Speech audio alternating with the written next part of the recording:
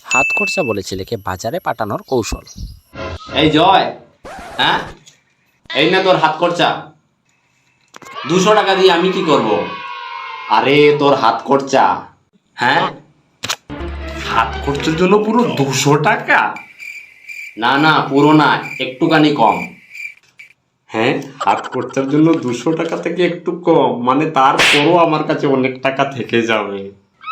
এবার এই নে, দোকান থেকে বাজারগুলো নিয়ে আয়। হ্যাঁ,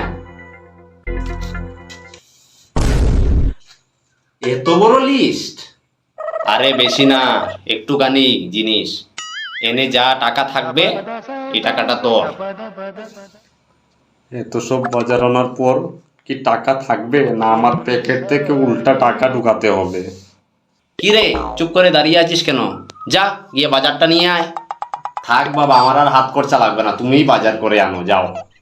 না না, সেটা হবে না, একবার যখন নিয়েছিস তোকেই বাজার করে আনতে হবে।